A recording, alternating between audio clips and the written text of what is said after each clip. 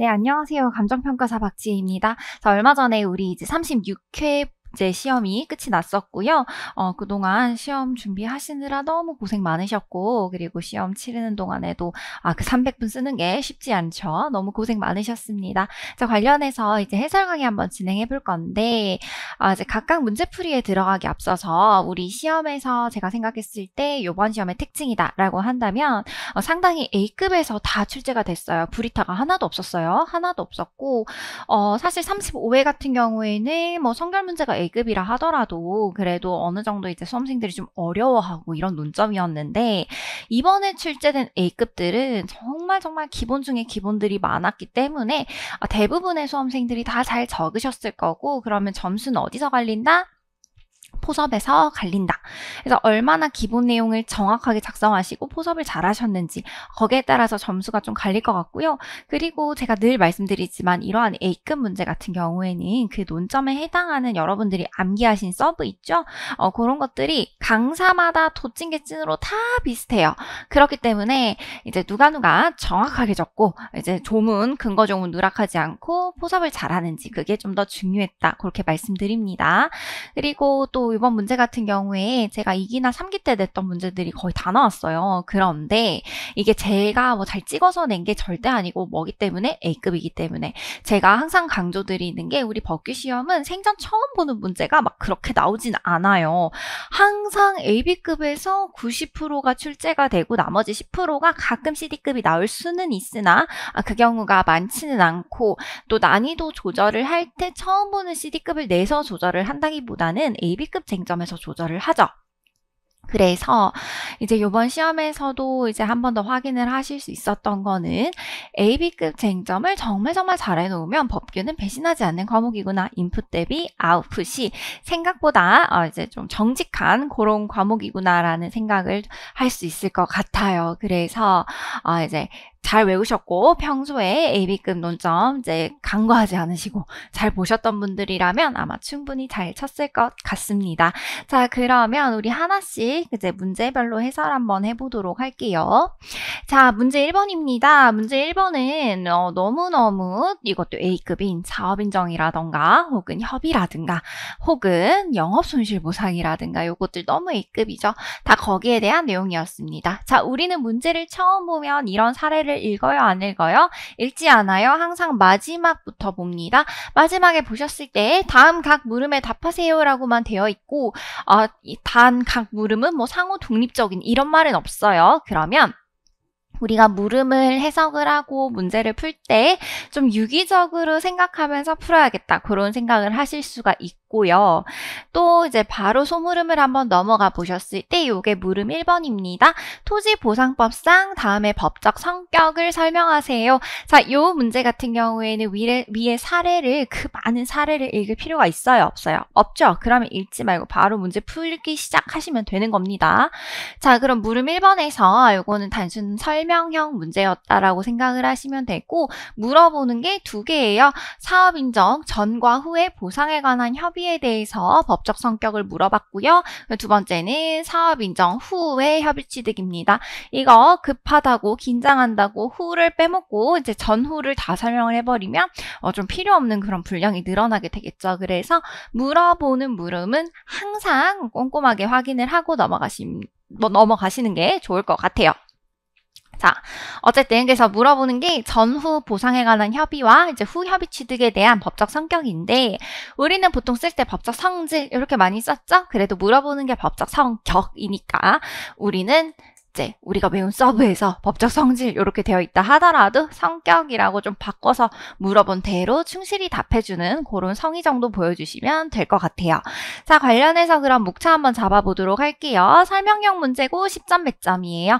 10점 배점은 서나 결 제외하고 본문 목차 한 10개 정도, 10개가 아니라 죄송해요. 10개가 아니라 4개 정도 잡으면 딱 적당하죠. 4개에서 플러스 마이너스 2개까지 10점 배점이니까 4개에서 플러스 마이너스 2개까지 잡으면 되겠고, 자, 일단 물음 1번이에요. 물음 1번에서 자, 우리가 10점 문제의 단순 설명형이고 쟁점이 없으면 이제 배점을 관리를 좀 하기 위해서 개설이라는 목차로 시작을 하고 결을 날려버리셔도 괜찮아요. 그래서 저라면 개설이라고 한 다음에 우리가 적어줘야 될 게 생각보다 많습니다. 그냥 개수로만 따져도 3개인데 10점 배점이나 10점 배점 밖에 안 돼요. 어떻게 보면.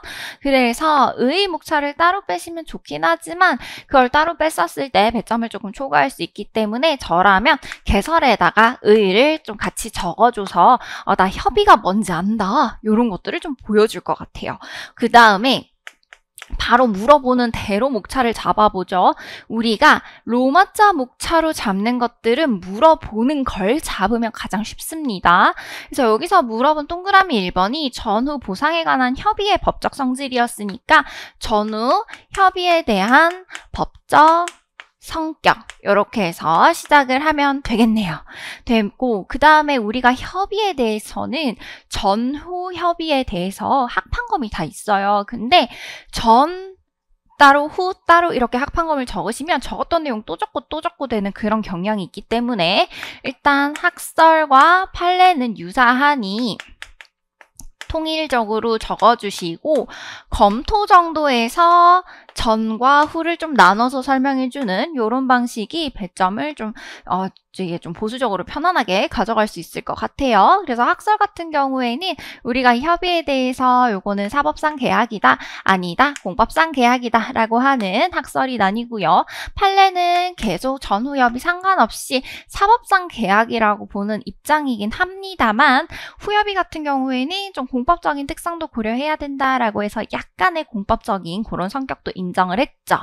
자, 우리는 그러면 검토를 할 때 사업인정 전은 아직 사업인정이 되기 전이고 그래서 사업 시행자의 입장에 있는 사람도 사실은 뭔가 설권이 되기 전이니까 사업인정 전은 우리가 사법상 계약이라 본다 하더라도 사업인정 후는 이제 사업인정 받았고 여기에서 우리가 협의하면 어떻게 돼요? 강제적으로 재결로서 취득을 해버리죠. 그렇기 때문에 사업인정 후는 조금 더 공법적이고 공익적인 특성이 두드러집니다. 그 얘기를 해주시면서 사업인정 후 협의는 좀 공법상 계약이라고 보는 게 맞다. 이런 결론을 내려주시면 좀 무난할 것 같아요. 자, 협의의 법적 성격 적었으니까 이번에는 후 협의 취득의 법적 성격 한번 가보도록 하죠.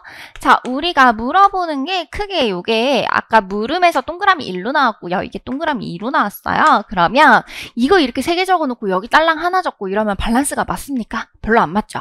그러니까 보통 물어보는 거는 동등하게 배점을 좀 가져가는 게 좀 좋거든요. 보기에도 좋고 이거를 3개를 잡았으니 우리가 여기서 적어줄 거는 사실 승계 취득 하나, 그죠? 승계 취득 그거 하나밖에 없어요. 그런데 그나마 좀 늘리려면 한번 생각을 해보시면 사업인정 후 협의가 사업인정 전 협의랑 좀 다르게 특이한 점이 협의 성립 확인을 받을 수 있다는 거예요. 그게 되게 특이해요. 그래서 굳이 협의 취득이라고 안 묻고 후 협의라고 콕 집어서 물었겠죠.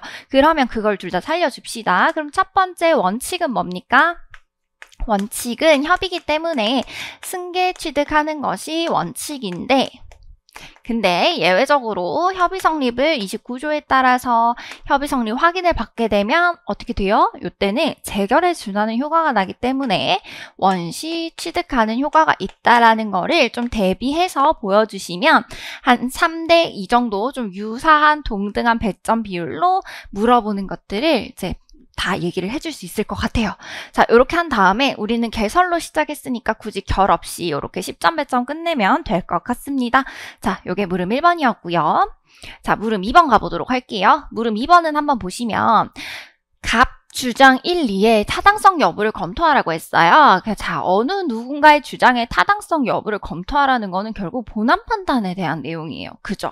그 말은 사례를 좀 읽고 이 사례가 지금 맞는지 지금 사실관계는 어떤지 얘의 주장은 타당한지 법적으로 정말로 판단을 해보셔야 되기 때문에 타당성 여부 누구누구 주장이 맞냐 누구누구 주장에 대해서 뭐 생각 검토해라 타당성이 있냐 요런 류의 본안 판단 문제들은 시간이 조금 걸릴 수 있고 상한포섭을 좀 잘 해야 되겠구나 이런 생각을 하고 들어가시면 될 것 같아요.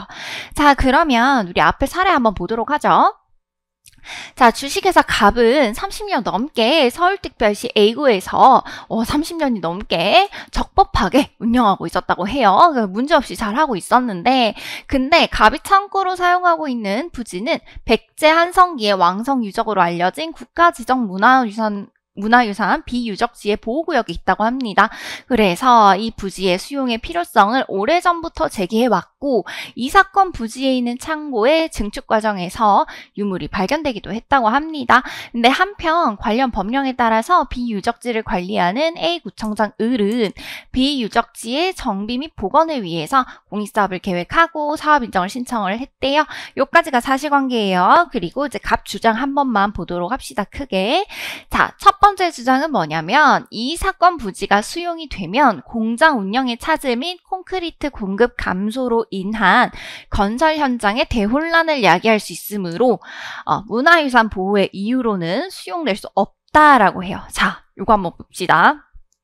수용되면 대혼란이 생겨라고 하는 거는 뭐예요? 결국 사익이 저해되는 거죠. 사익의 침해고요. 문화유산 보호는 뭐예요? 이걸 수용해서 문화유산 보호를 하면 공익이 증진되는 효과가 있죠. 자, 사익 vs 공익 딱 봐도 이것은 비례칙해서 이익을 잘 형량을 했는지 그거를 판단을 해야 되는 그런 구도다라는 거를 캐치를 할 수 있고요. 자, 그래서 얘는 지금 사익이 더 크기 때문에 안 된다. 이제 이걸로는 수용을 할 수 없다라고 하는데, 하지만 우리가 공익이 더 크다면요 어떻게 할 수 있어요? 이익 형량을 했을 때 공익이 더 크면 사업 인정할 수 있고 사업 인정의 공공성과 필요성이 인정이 되게 되겠죠. 그 얘기를 해주시면 되고요.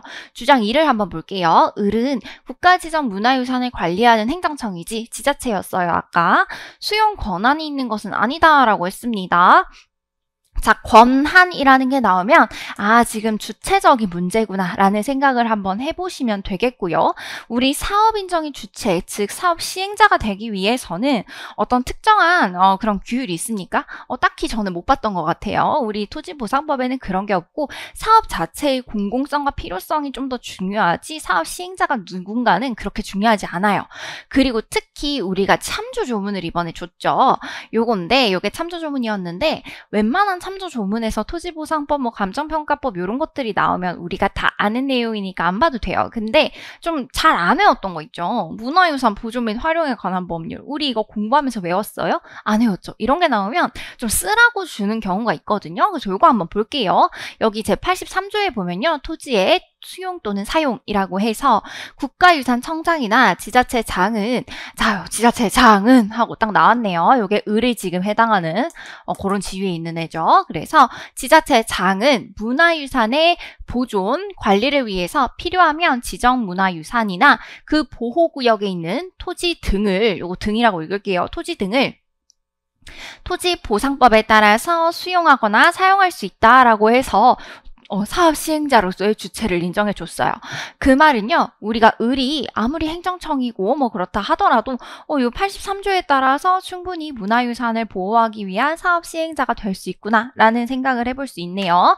자, 그러면 여기에 입각해서 문제 한번 풀어보도록 할게요. 특히나 이렇게 대놓고 주장에 대한 타당성을 검토하라 했는데 그 주장에 대한 타당성을 볼 수 있는 직접적인 조문을 줬다? 요거는 요 조문 써 먹으라는 얘기예요. 그래서 요 조문 꼭 쓰셔가지고 포섭을 해주셨어야 합니다. 자, 그러면 요거 관련해서 한번 주장의 타당성 검토해 보도록 할게요. 자, 요거 한번 지우고, 자, 물음 2번이에요. 자, 물음 2번은 우리가 20점 배점이고요. 그리고 요거는 약간의 팁이긴 한데 10점에 논점이 보통 1개 정도 있다라고 생각을 하시면 돼요. 자, 20점 배점이면 논점이 크게 2개고 그 말은 물어보는 주장 각각 하나하나 적어라. 그냥 그 소리겠죠. 그러면 요 주장을 어느 하나에 치우치지 않게 최대한 유사한 배율로 가져가면 좋긴 한데 사실은 요 수용 권한에 대한 얘기는 늘리기가 어려워요. 요거 늘리는 방법 한번 보여드릴게요. 자, 우선 쟁점의 정리, 요거는 쟁점이 있는 거니까 쟁점의 정리로 시작을 해서 우리가 법규는 무슨 과목이에요? 빌드업 하는 과목이죠. 뒤에서 하고 싶은 말이 있으면 빌드업을 해야 됩니다. 자, 한번 볼게요. 우리가 행정행위라고 했을 때 사업인정은 행정행위에 해당하죠. 행정행위가 적법하게 성립을 하기 위해서는 주형, 절내, 주체, 절차, 형식, 내용 요 모든 요건들이 다 충족이 돼야 돼요. 주장 1은 뭐에 대한 내용입니까? 사업인정의 내용상 요건에 대한 내용이다. 주장 2는 뭡니까? 주체상 요건에 대한 내용이다. 이렇게 생각을 하면 되겠죠. 사실 사업인정 자체는 국토교통부 장관이 하는 건 맞아요. 그래서 주체를 엄밀히 따지자면요. 국토교통부 장관이라고 할 수 있지만 그 사업 자체의 주체를 따지는 그러니까 사업 인정을 함에 있어서 그 주체가 적정하냐라고 판단하는 그 내용이기 때문에 결국은 물음 1번과 물음 2번은 둘 다 사업 인정이 적법하게 잘 이루어졌는지를 판단을 해야 되는 그런 내용이에요. 자, 그러면 우리가 객관으로서 적어줄 수 있는 게 바로 우리가 사업 인정이 뭔지 그래서 어떻게 이루어져야 그 요건이 적절한 건지 그거를 한번 빌드업을 해주고 앞에서 설명 한번 해주고 그래서 세세하게 설명을 해주는 거예요. 특히나 내용적으로 어떤 것들이 문제가 되기 때문에 지금 이 주장이 나오고 있다라는 그런 논리로 갈 겁니다. 한번 보여드릴게요.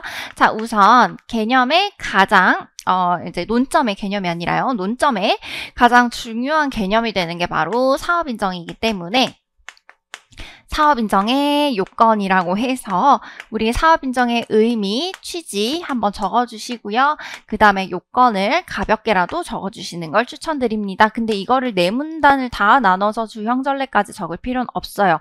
여기서 가장 중요한 건 뭐예요? 내용상 요건이죠. 그래서 주체, 형식, 절차에 대한 내용을 가볍게 한 문단으로 적어주시고 제일 중요한 내용적 요건을 따로 빼서 여기에서 뒤에서 하고 싶은 말들의 기본적인 이론의 근거가 되는 그런 내용들을 적어주시면 돼요. 예를 들어서 우리가 사업 인정을 함에 있어서 판단을 해야 되는 이익 형량 이런 것들 이런 거는 결국 사업의 공공성이나 필요성이나 결국 공익성이 있어서 사익을 조금 침해를 하더라도 공익 달성이 훨씬 크기 때문에 할 수 있다. 그런 내용들을 꼭 포함해서 적어주시면 되고요. 또 법조문에 우리가 시행령 제11조에 2 보면 사업 시행자에 대한 내용도 나오긴 합니다. 의사와 능력이 있어야 되죠. 그런 내용들, 사업 시행자의 의사와 능력 이런 것들에 대해서 여기서 한번 깔아주시면 뒤에 내가 저 주장을 판단을 함에 있어서 조금 기본이 되는 그런 이론들을 깔아줄 수 있다. 그렇게 생각을 하시면 될 것 같아요. 자, 그래서 내용적인 요건들을 좀 가볍게 서술하신 다음에 이제 본론으로 들어가는 겁니다. 자, 본론은 결국 물어본 대로 갑 주장의 타당성 이렇게 보시면 되겠죠. 갑 주장의 타당성 주장이 2개입니다. 그럼 2개로 나눠보죠. 주장 1 검토 이렇게 해서 주장 1은 아까 말씀드렸죠. 이익 형량이 핵심이니까 핵심이 되는 개념부터 먼저 비례칙을 검토해 주시면 되겠네요. 그래서 비례칙을 검토해서 비례칙이 뭔지에 대한 설명도 당연히 해줘야겠죠. 우리는 뭐니까? 빌드업의 과목이니까 처음 법규를 모르는 사람이 처음 보더라도 요런 논리로 요렇게 해서 결론이 내려가는구나. 그게 눈에 띄게끔 차례차례 설명을 해주셔야 됩니다. 따라서 비례칙을 검토하시더라도 냅다 이익 형량 바로 가시는 게 아니라 비례의 원칙이 뭔지 그 얘기부터 한번 해줘야 되겠죠. 그래서 의랑 취지랑 적어주시면 되고요. 그 다음에 비례칙에 대한 기본적인 내용 우리가 적필상 이렇게 많이 외우죠. 그래서 그 내용들 적합성의 원칙, 필요성의 원칙, 상당성의 원칙 특히 여기서 문제가 많이 되는 게 상당성의 원칙이죠. 이익 형량을 잘 했나 그 얘기를 가볍게 적어주시고 그 다음에 산의 경우에서 한번 포섭을 해주시는 거예요. 이렇게 좀 사업인정같이 조금 무난한 쟁점이 나왔고 비례칙같이 이런 일반 원칙 못 적는 사람 많이 없죠. 그런 경우에는 항상 포섭의 주안점이 있어야 됩니다. 아까도 말씀드렸듯이 A급 쟁점이 나오면 다들 적는 기본 내용은 도찐개찐 비슷해요. 그럼 어디서 점수 편차가 갈라진다? 이런 데서 포섭할 때. 그래서 사안의 경우를 적어주실 때도 그냥 이익 형량만 달랑하지 마시고 이게 비례의 원칙상, 적합성, 필요성, 상당성 여기 다 있죠? 요거 셋 다 포섭해서 해당 사업 인정이 적법하다라는 얘기를 해주면 가장 좋을 것 같아요. 자, 주장 1에 대해서 검토를 했으니까 좀 유사하게 주장 2에 대해서도 검토를 해줘야 되겠죠. 자, 유사한 배점으로 한번 가져가 볼게요. 여기서 83조만 달랑 쓰고 된다. 이렇게 가버리면 너무 밸런스가 좀 무너져요. 이거는 3개나 적었는데 여기는 적을 게 많이 없잖아요. 그래서 저는 비슷하게 3개 정도를 가져가기 위해서 우선 관련 법령의 검토라고 해서 우리 저기서 조문으로 주어진 83조에 대한 얘기를 한번 해줄 것 같고요. 그 다음에 두 번째는 관련 판례의 검토라고 해서 실제 문화재 보호구역 내 문화재를 보호하기 위해서 이제 지자체장도 이제 사업 시행자가 될 수 있다라는 판례가 있어요. 그걸 적어주면 제일 좋은데 그 판례를 워낙 유명한 판례라서 여러분들도 다 아시겠지만 소위 그 콘크리트 공장 그 판례 있죠? 풍납토성 그 판례 그 내용을 적어주셔도 되는데 근데 그게 아니더라도 우리가 뭐 사적 공용 수용이라던가 이런 논점에서 배웠던 사업 시행자 요건 한번 생각해 보시면요.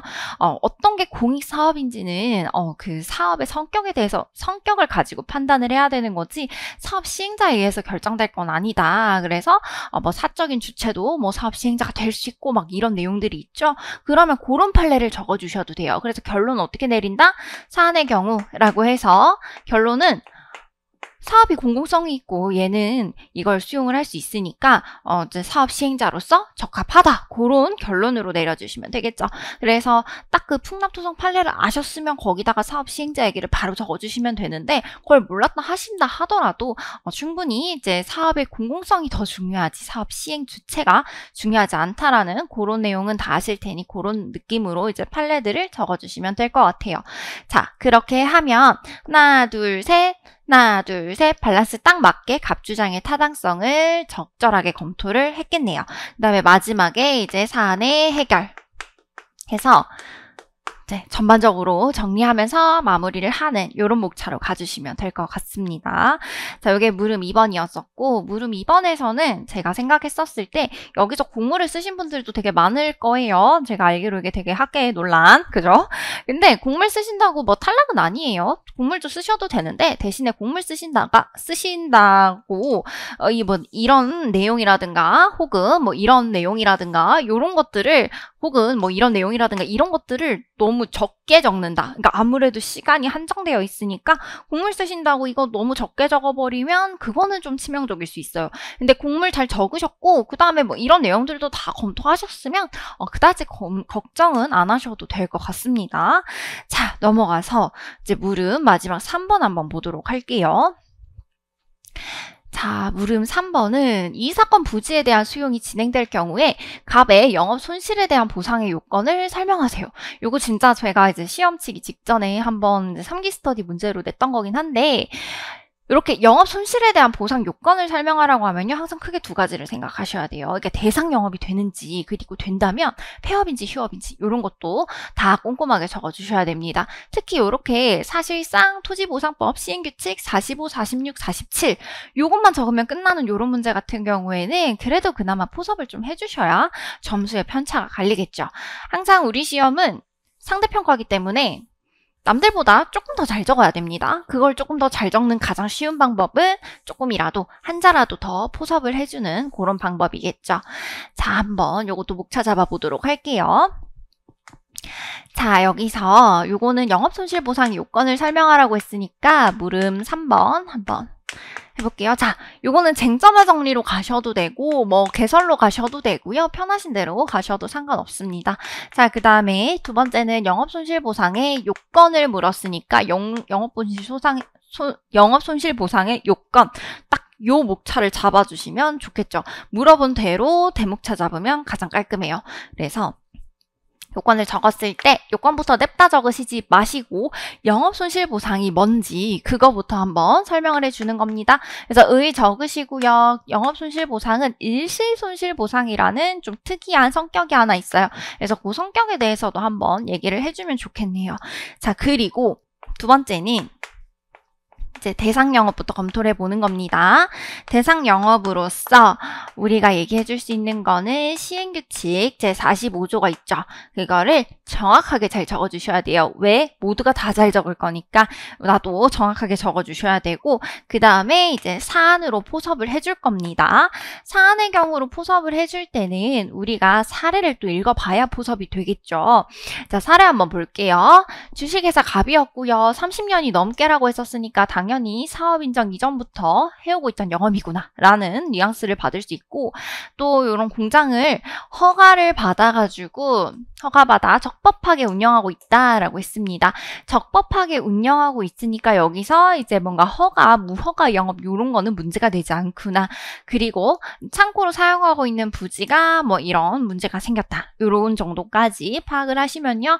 우리는 사업인정 고시일 등 이전부터 라는 첫 번째 그 요건이랑요. 또 허가받아서 적법하게 운영해오고 있었다. 뭐 이런 요건들. 그리고 제조 공장이죠. 이거 그냥 대충 천막 쳐서 만들어 놨겠습니까? 아니겠죠. 인적 물적 시설이 있겠죠. 그런 요건들을 포섭을 해주시면 됩니다.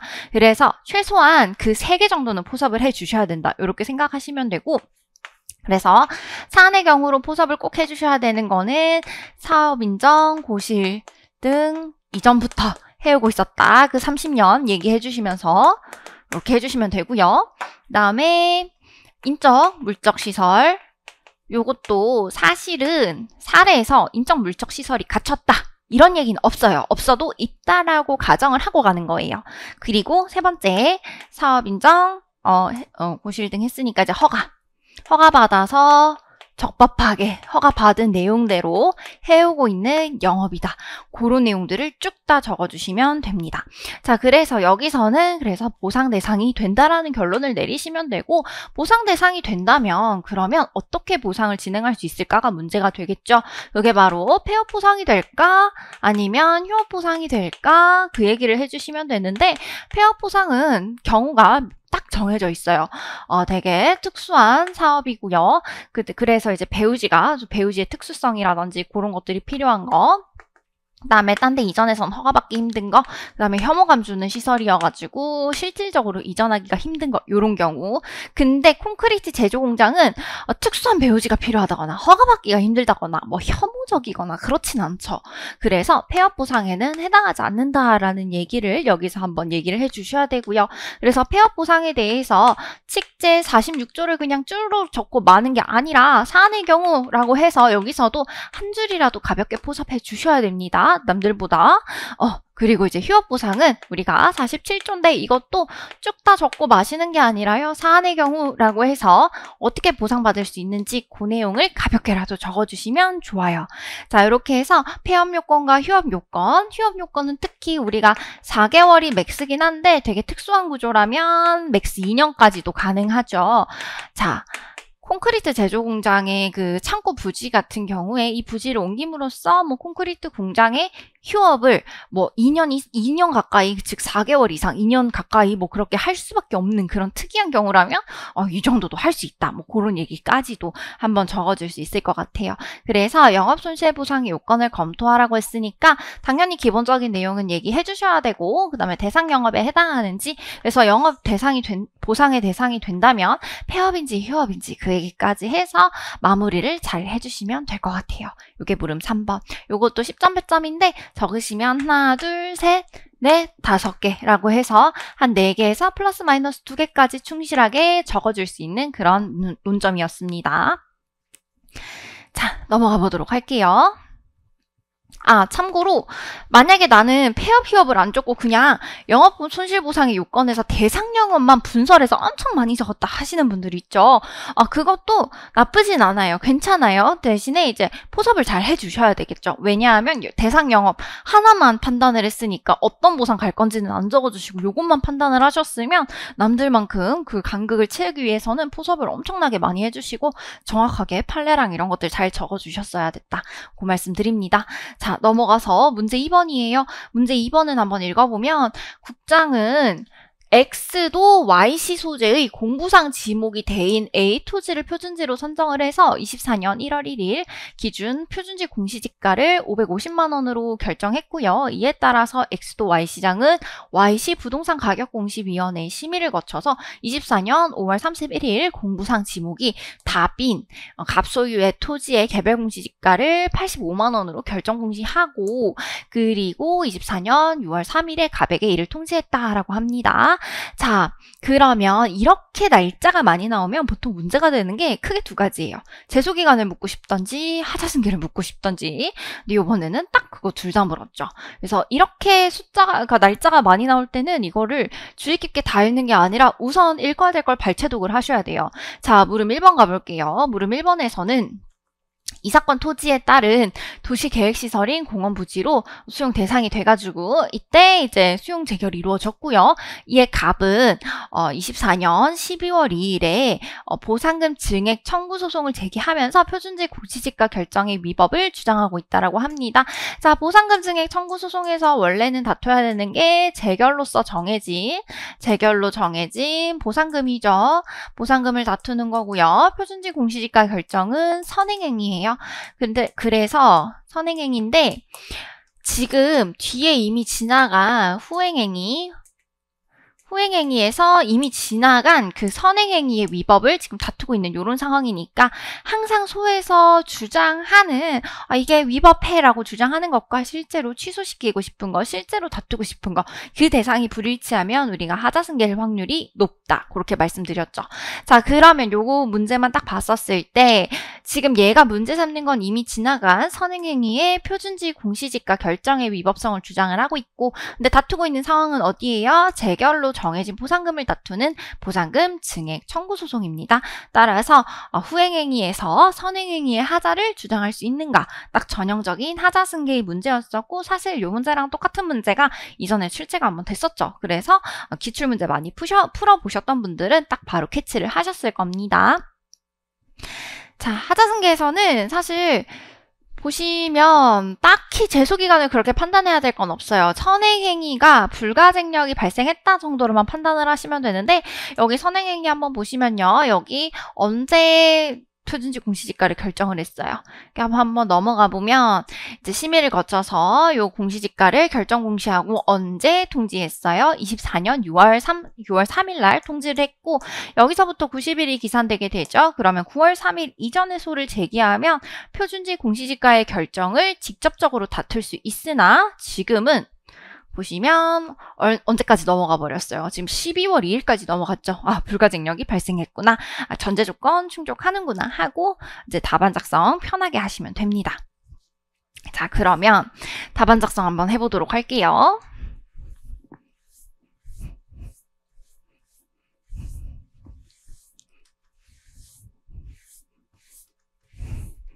자, 문제 2번이에요. 물음 1번. 자, 여기서 쟁점의 정리는 잘 작성해 주시면 되는 거고, 자, 하자승계를 적을 때는 우리가 전제 조건이 선, 후행행위가 둘 다 처분이어야 돼요. 그러면 처분성에 대한 논의는 해주고 넘어가야 됩니다. 따라서 관련 행정행위에 대한 개관을 빼서 표준지 공시지가의 결정, 그리고 수용재결의 법적 성질까지, 요게 둘 다 뭐고, 의의는 뭐고, 처분성이 있다라는 거. 수용재결의 의의는 뭐고, 처분성이 있다라는 거. 그걸 여기서 한 번쯤 얘기를 해줘야 됩니다. 그리고 가능하면요, 취지까지 적어주면 좋아요. 왜? 두 개가 상이한 법률적 효과를 목적으로 하는 건지, 동일한 법률적 효과를 목적으로 하는 건지 뒤에 가서 얘기해 줄 거잖아요. 그러니까 처분성과 취지, 그런 내용들은 앞에서 한번 빌드업 해주시고 넘어가시는 겁니다. 자, 그러면 여기서 우리가 직접적으로 적어야 되는 게 하자승계인데, 하자승계 목차는 사실 어떤 서브를 보시든지 거의 다 20점, 100점에 딱 맞게 나올 겁니다. 그래서 하자승계의 그 의의나 이게 논의가 나오는 그런 이유들을 적어주시면 되고, 그리고 제일 중요하다기보다는 항상 꼭 말씀을 하고 넘어가야 되는 전제 요건. 전제 요건은 우리가 다 알아요. 둘 다 처분이어야 되고요. 그리고 선행행위에는 취소 정도의 위법이 있어야 되고요. 그리고 이제 후행행위는 적법하게 이루어져야 되고 선행행위에는 불가증력이 발생해야 됩니다. 그 얘기를 가볍게 적어주신 다음에 해당 사항은 전제 조건을 충족한다라는 얘기를 한마디는 해줘야 돼요. 그래서 사안의 경우로 포섭을 한번 해주셔야 됩니다. 이때 이제 안 나왔던 사안에 대해서는 굳이 이게 뭐 이게 뭘까 이렇게 막 하지 마시고 이게 딱 봐도 지금 하자승계를 유도를 하는 문제죠? 그러면 전제 조건 다 충족한다. 이렇게 하고 넘어가시면 됩니다. 특히 제가 질문을 많이 받았었던 게 이게 지금 사실관계에서 이게 대인 토지인데 이게 답인 거라서 이게 잘못 표준지를 선정을 한 건데 그러면 이거 자체를 뭐 취소 정도의 위법으로 봐야 되냐 뭐 무효 정도의 위법으로 봐야 되냐 이러는데요. 무효로 보게 되면 논의가 전개가 안 되죠. 그러니까 무효로 보시지 마시고 그냥 취소 정도의 위법이 있다라고 하고 문제에서 유도하는 대로 그냥 따라가 주시면 되는 그런 겁니다. 자, 그래서 사안의 경우 포섭 한번 해주시고요. 그 다음에 세 번째로 적어주실 게 이제 일반적인 우리 논의들 있죠. 이제 종래의 논의도 있고요. 하자승계론도 있고 새로 나온 이제 뭐 구속력론 그런 논의들 쭉 다 적어주시는데 저는 목차분서를 그냥 논의의 대립 해서 가볍게 적어주고요. 두 번째는 일반적인 판례의 태도에 대해서 한번 적어줄 것 같아요. 판례는 형식적인 측면도 판단을 하는데요. 예측 및 수인 가능성 해서 그런 측면도 판단을 하기 때문에 좀 개별 구체적인 측면도 같이 판단하는 그런 경향을 보이죠. 그래서 논의의 대립과 판례의 기본적인 태도를 적어주시고 그 다음에 이제 사안을 해결해서 본격적으로 포섭을 해줄 것 같아요. 그래서 사안의 해결을 한 문단으로 적는 게 아니라 두 개로 나눠가지고 관련 판례에서 딱 표준지와 재결에 대한 특정한 판례 있죠? 하자승계 판례. 그래서 관련 판례 적어주시고 여기서 핵심은 표준지 저걸 못 다투게 하는 거는 예측 및 수인한도 벗어난다. 그 얘기를 하죠. 판례에서. 그래서 그 키워드를 빼먹지 않고 꼭 적어주신 다음에 사안의 해결을 해줄 것 같습니다. 그래서 여기에서도 두 개는 별개의 법률적 효과인데 근데 그거를 참으라고 하는 거는 표준지 공시지가 결정을 못 다투고 참으라고 하는 거는 예측 가능성도 벗어나고 수인한도도 벗어나고 특히 내 토지가 언제 수용돼서 언제 보상받을지도 모르는데 주변 토지들을 항상 계속 뭐가 잘못된 게 없나 예의주시하라고 하는 거는 부당하게 높은 주의 의무를 주는 거다. 이렇게 얘기를 했죠. 그래서 그 얘기를 사안의 포섭에서 해줄 것 같습니다. 하자승계는 항상 뭐다? 별예수다. 별개의 법률적 효과라면 예측 및 수인한도까지 다 보셔야 그래야 하자승계가 되는지 안 되는지 결론이 나오게 됩니다. 자, 만약에 나는 사안 해결을 이렇게 안 적고 싶다. 판례에다가 같이 적고 싶다. 라고 하신다면요. 논의의 대립 적어주신 다음에 여기 판례에다가는 이런 일반적인 태도와 더불어서 딱 그 우리가 배웠던 표준지와 재결 사이에 하자승계가 인정된다라는 그 판례 꼭 적어주셔야 돼요. 나머지 뭐 과세랑 개별공시지가라든지 뭐 이런 다른 판례들 많이 적어봤자 뭐 그렇게까지 필요 없고요. 꼭 요 판례 빠지면 안 됩니다. 표준지와 재결. 그래서 그거까지 잘 적어주시면 끝나는 문제에 요러면 딱 20점 100점 나오게 되겠죠. 자, 그 다음에 물음 2번이에요. 물음 2번 한번 가보도록 하겠습니다. 자, 여기서는 마지막 줄 한번 보시면 갑이 제기한 취소소송의 제소기간 준수 여부를 검토하세요라고 나왔어요. 숫자가 많이 나오고 날짜가 많이 나오면 뭐다? 하자승계 아니면 제소기간이 문제가 된다. 여기 한번 보시면요. 갑은 24년 6월 14일에 이 사건 토지의 개별공시지가 결정에 대해서 부동산 가격 공시에 관한 법률에 따라서 이의 신청을 하였으나 이의 신청 나왔으면 이의 신청이 문제가 되나? 하고 봤겠지만 여기 보시면 뭘 또 거쳤어요? 행정심판을 또 제기했대요. 그럼 앞에 나오는 날짜는 딱히 읽을 필요가 없어요. 왜? 행정심판 거쳤으면 제소기간 언제니까? 재결서 정본 송달일이니까. 그러니까 날짜가 많이 나와도 여러분들은 예의주시해야 되는 건 뭡니까? 재결서 정본 송달일만 예의주시하시면 시면 됩니다. 자, 한번 읽어볼게요. 갑은 24년 7월 30일에 개별공시지가 결정에 대해서 행정심판법에 따른 행정심판을 제기했으나 24년 8월 30일 기각재결을 받았고 재결서 정보는 언제? 24년 9월 10일에 송달이 됐다라고 해요. 그럼 여러분들이 읽으셔야 되는 날짜는 뭐밖에 없어요? 요거밖에 없어요. 그래서 요때 플러스 90일 이내에 제소기간을 제기하면 되겠죠. 얘는 언제 제기했나요? 24년 9월 20일 날 제기했어요. 당연히 90일 이내죠. 제소기간 준수했다. 그렇게 가시면 되는 문제였어요. 자, 목차 한번 잡아보도록 할게요. 자, 이제 개별공시지가 이의신청 나오면 이게 강학상 이의신청인지 특별법상 행정심판인지 그 합판검 있죠. 그거를 보통 10점 분량 정도로 많이 암기를 하고 계실 텐데 그걸 다 적어야 되나 이제 궁금해 하시는 분들이 좀 계세요. 그리고 다 적고 싶죠. 어디서 득점될지 모르니까. 근데 요거 몇 점이에요? 전체가 10점 배점밖에 안 됩니다. 그래서 그거를 다 적고 있으면 오히려 다른 문제 풀 때 조금 시간이 오바되는 그런 상황이 생길 수도 있기 때문에 저라면 보수적으로요. 물음 2번이 10점밖에 안 되고 본문 목차 한 4개 정도 생각을 하면 되니까 쟁점의 정리 적어주시고 강학상 이의신청인지 여부는 우리가 여기서 규명을 하는 이유는 행정심판 제기가 문제가 없었다. 저 재결에 고유한 하자도 없고 행정심판 제기 자체에 문제가 없었다. 그것만 확인하면 되는 거죠. 그러니까 강학상 이의신청인지 여부를 가볍게만 적어주시는 거예요. 처분청에 하는 거고 그 다음에 행정심판을 배제하는 규정도 없고 그래서 강학상 이의신청 맞다. 그 얘기만 잘 적어주시고 그래서 행정심판은 적법하게 제기된 건 맞다. 그냥 딱 그 얘기만 가볍게 적어주는 용도로만 쓰시는 겁니다. 이거를 합판검을 나눠서 10점 배점 여기서 벌써 써버리면 배점 초과예요. 아시겠죠? 자, 그 다음에 정말 물어본 건 뭐예요? 제소기간의 준수 여부죠. 그래서 제소기간에 대해서 당연히 의미 취지를 적어줘야 되고요. 여기에서 행정기본법, 강학상 이의신청 나왔으니까 행정기본법 36조 4항을 상당히 적고 싶겠지만 저라면 요 제소기간을 묻는 거는 지금 행정심판을 제기한 이후에 행정소송으로 가는 제소기간을 묻고 있기 때문에 저는 행정소송법 제20조에 보다 집중을 좀 했으면 좋겠어요. 그래서 행정심판을 거친 경우, 행정심판을 거치지 않은 경우 이렇게 각각 얘기를 해주고 그 다음에 이제 사안의 해결로 가주는 거죠. 사안의 해결을 해주실 때는 어떤 경우에요? 둘 중에 행정심판을 거친 경우로서 우리가 재결서 정본 송달일 기준으로 90일 기산하면 된다라는 얘기를 해주고 제소기간 준수했고 문제없다. 그 얘기 잘 해주면 되겠네요. 자, 이렇게 하면 10점 배점 끝나는 가벼운 문제. 여기에서 아까 말씀드렸어요. 여기서 이미 10점 배점으로 써버리면 이것도 10점 배점 나오기 때문에 거의 20점 배점으로 오버하는 상황이 생기게 됩니다. 그렇게 되면 다른 문제에 지장 가니까 이런 것들은 내가 아는 문제가 나왔다 하더라도 물어보는 게 정말 뭔지, 뭐가 논점인지 그래서 내가 아는 게 있는데도 참고 물어보는 거에 좀 더 집중해서 쳐내는 그런 연습이 좀 필요합니다. 원래 그게 제일 어렵죠. 내가 아는 게 너무 많고 그걸 다 적어야만 붙을 것 같은 그런 느낌 저도 알거든요.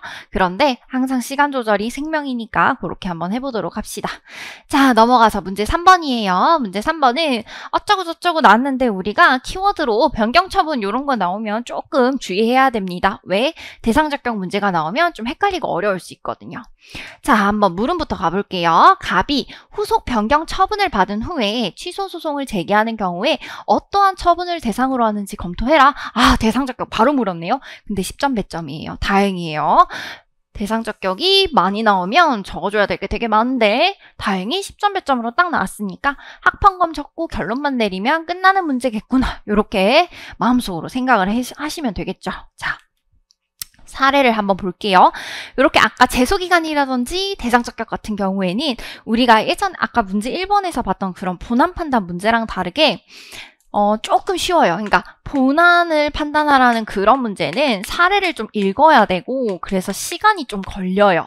근데 소제기의 적법성을 판단하는 문제는 발췌동만 하셔도 조금 풀 수 있거든요. 그래서 시간이 생각보다 좀 적게 걸리고 사례를 조금 덜 읽어도 된다. 그래서 그런 생각하시면서 문제 푸시면 됩니다. 그래서 저는 수험생 때 본안 판단 문제가 나오면 좀 더 포섭을 하려고 조금 더 시간을 썼고요.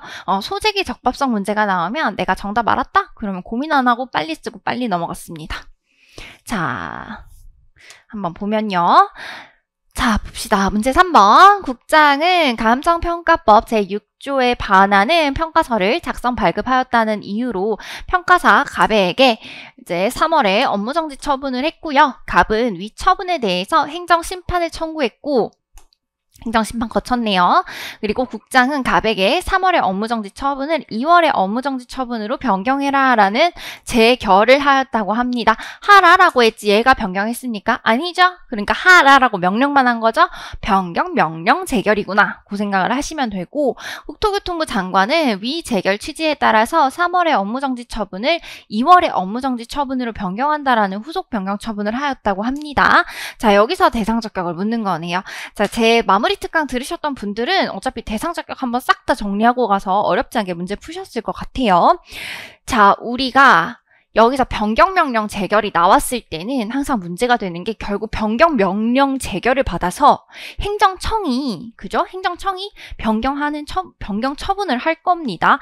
그럼 여기서 이 변경명령 재결을 기준으로 이 재결이 소의 대상이 되냐, 아니면 변경된 처분이 소의 대상이 되냐, 아니면 그 변경된 처분은 사실은 변경된 원처분이냐, 뭐 이런 논의가 있는데요. 이거를 막 학설을 많이 적어주는 거는 그렇게까지 주안점은 아니라 딱 요 정도로만 그냥 집중을 하셔도 저는 괜찮다라는 입장입니다. 그래서 거기에 입각해서 한번 설명을 해드릴게요.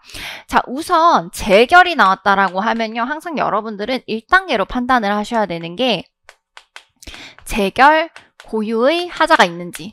재결 고유의 하자가 있으면 어디로 가요? 대상적격은 무조건 재결이 소의 대상이 되고요. 제소기간은 재결서, 정본, 송달일이 되겠죠. 만약에 재결에 고유한 하자가 없다라고 한다면요. 변경 처분인지 아니면 변경된 원처분인지 아니면 변경 재결이었다면 변경 재결 자체인지, 그렇죠. 이런 것들이 문제가 될 수 있어요. 그럼 대상은 이렇게 막 대립이 있으나 보통은 이제 감경하는 처분을 재결을 많이 하기 때문에 변경된 원처분이 대상이 되는 경우가 많고, 이때도 제소기간은 뭐다? 재결서, 정본, 송달일이다. 요거 생각하시면서 목차 잡아보면 되겠죠. 자, 요거 한번 지우고 목차 잡아보도록 할게요. 자. 요거 10점 배점이니까 컴팩트하게 쟁점의 정리 적어주시고, 그 다음에 여기서 빠지면 안 되는 게 뭐다? 제가 아까 첫 번째로 판단해야 되는 게 뭐라 그랬어요? 재결에 고유한 하자가 없는지. 왜? 우리는 원처분주의를 택하기 때문에. 그러면 앞에서 빌드업 해주셔야 되는 게 원처분주의와 재결주의에 대한 얘기를 해주셔야 되고요. 그러면 각 의의는 뭔지, 그리고 현행소송법상의 태도는 뭔지. 현행소송법상의 태도 19조에 나와 있죠. 취소소송은 처분 등을 소의 대상으로 하는데 재결에 고유한 하자가 있으면 재결을 소의 대상으로 할 수도 있다. 그 얘기가 나와 있죠. 그래서 그걸로 이제 한번 베이스를 깔아주신 다음에 이제 원래 하고 싶었던 본문 내용을 가주시는 겁니다. 그게 이제 대상이죠. 변경 명령 재결이 있을 경우에 대상 적격은 어떻게 되는지. 그러면 우리가 학설이 아까 말씀드린 듯이 학설이 나뉘게 돼요. 요 명령 재결을 받아가지고 바뀐 변경 처분이다. 아니다. 요거는 유리하게 감경되고 남은 변경된 원처분이다 라고 하는 학설이 나뉘게 되고요. 물론 학설 더 늘려서 재결도 들어가고 이렇게 막 이렇게 더 늘려서 적으셔도 상관없어요. 적으시고, 그 다음에 판례 같은 경우에는 유리하게 변경된 원처분이라고 판시를 했었었죠. 그래서 그 얘기 해주시고 검토해주시고, 마지막에 사안의 해결이라고 해서 사안 같은 경우에는 2개월로 변경된 2개월로 여기 앞에 나와있죠. 2개월로 유리하게 변경된 원처분, 이렇게 적어주시면 되는 그런 문제였었다. 그래서 학판검 대립이 있는데 10점 배점으로 나왔다? 학판검 잘 적어주시고 결론 내리시면 어려울 게 하나도 없는 그런 문제입니다. 자, 참고로 이게 이제 처분이 이제 계속 나오고 있고 대상 얘기를 막 하고 있으니까 쟁점에 정리하실 때 업무정지 처분이 처분이다, 처분성이 있다, 뭐 그런 얘기를 앞에서 가볍게 언급해 주셔도 논리적으로 좀 아구가 잘 맞는 그런 답안이 될 것 같아요. 자, 물음 2번 볼게요. 물음 2번은 위 쟁송이 있기 전에 국토교통부 장관은 감정평가 및 평가사에 관한 법률상 업무정지 처분에 가름해서 과징금을 부과할 수 있는지. 자, 물어보는 거 첫 번째, 변형된 과징금 부과할 수 있는지, 그리고 갑이 과징금 납부 의무를 불이행한 경우에 국토교통부 장관은 어떠한 조치를 할 수 있는지. 요게 10점 배점에 물어보는 거 2개니까 각각 목차 잡아서 적어주시면 되겠네요. 요것도 한번 목차 잡아볼게요.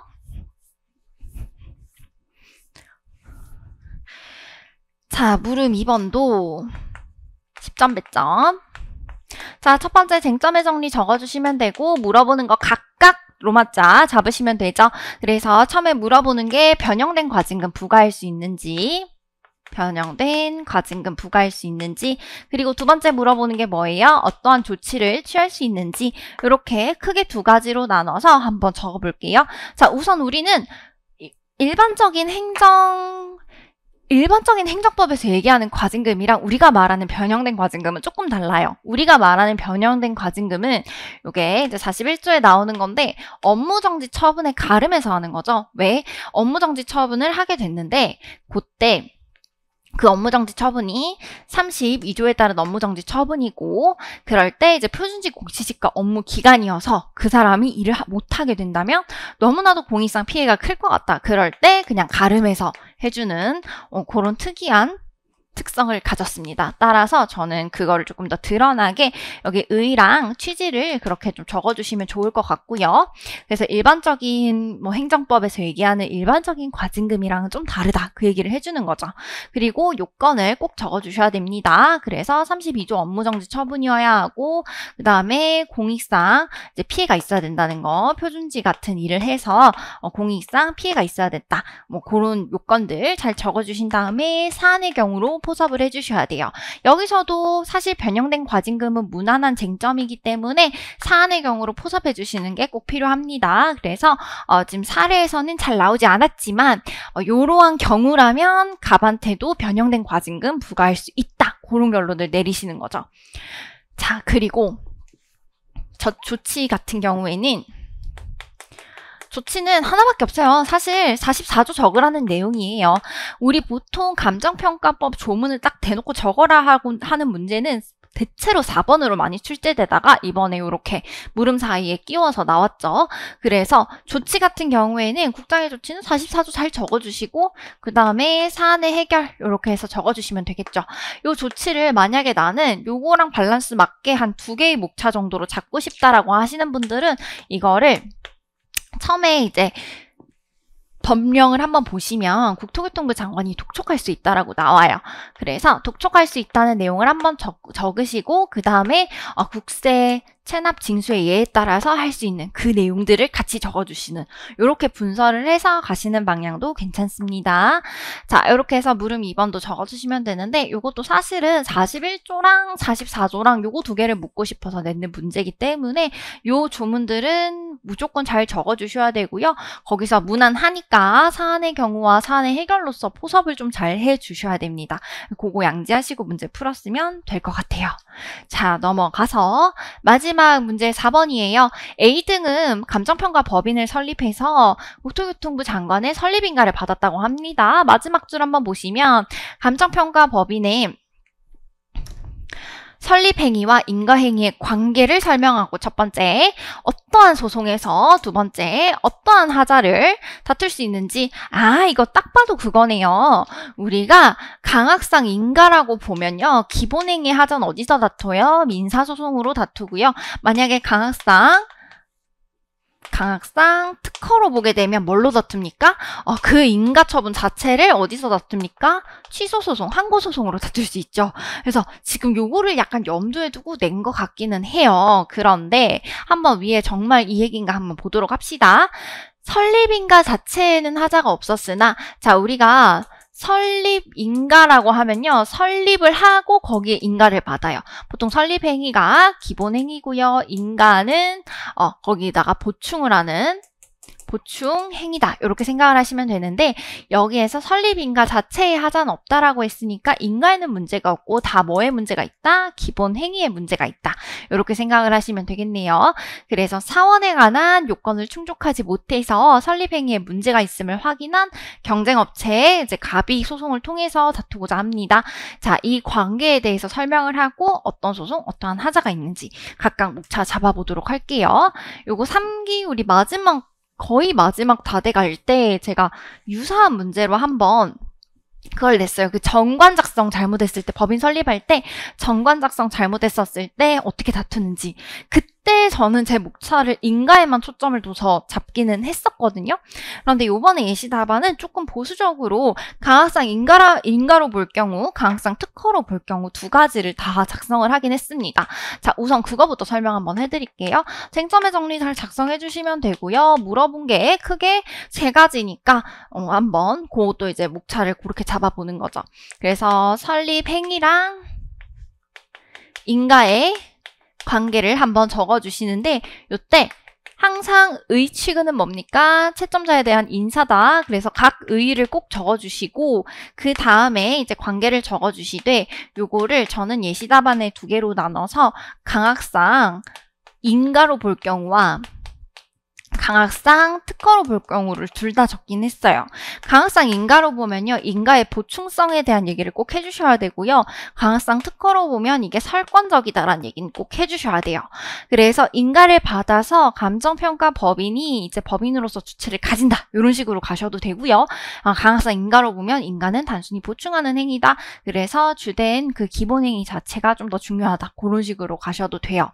근데 일단 이렇게 관계를 나눴고 그 다음에 이제 물어보는 이제 어떤 소송으로 어떠한 하자를 다툴 수 있는지 그거는 요거랑 데칼코마니처럼 가시면 되죠. 그래서 강학상 인가로 볼 경우 는 기본행위 다퉈야 된다. 그리고 민사로 가야 된다. 요 얘기를 해주시면 되고요. 인가가 보충성이 있기 때문에 만약에 기본행위가 무효 정도의 하자라면 애초에 인가는 실효합니다. 보충하는 효력밖에 없기 때문에. 그리고 두 번째는 강학상 특허로 본다면요. 이때는 설립행위 자체가 문제가 있었죠. 그거는 요건을 미충족했는데, 그러니까 설립행위가 요건이고 이제 특허 강학상 인가, 그러니까 강학상 특허로 해서 그 인가 자체가 행정행위인데 요건을 미충족한 행정행위로 가게 됩니다. 따라서 요건을 충족하지 못해서 그 특허가 위법하니 요거 자체를 취소 소송으로 다툴 수 있다. 이렇게 가시면 돼요. 자, 요게 제 예시 답안인데 제가 3기 스터디 그때 냈던 예시 답안도 그렇고 제가 만약에 수험생이어서 시험장에서 적어야 된다면 이렇게 다 생각하기가 좀 어려울 수도 있으니까 그냥 강학상 인가에만 초점을 둘 것 같아요. 그렇다면 각 의 한 다음에 요게 왜 강학상 인가인지 사실 요게 통설이긴 합니다. 법인 설립 인가는 말 그대로 진짜 강학상 인가다. 이렇게 봅니다. 따라서 강학상 인가라는 논리를 먼저 정립을 해주고 그 다음에 이제 소송으로 가게 됐을 때는 요 특허는 적을 필요가 없겠죠. 그러면 기본행위에 취소 정도의 위법 사유가 있으면 기본행위를 민사소송으로 다투면 되는데 요때 모르고 인가를 다투게 되면 요거는 협의의 소익이 없다. 왜? 어차피 인가를 취소시켜도 보충성밖에 없기 때문에 다시 돌아가서 기본행위를 또 다퉈야 되기 때문에 우리는 협의의 소익이 없다. 그 얘기를 꼭 해주셔야 되고요. 무효 정도의 하자로 본다면요. 당연히 기본행위 자체가 성립을 하지 않기 때문에 인가도 당연히 실효한다라는 그 얘기를 잘 해주시면 됩니다.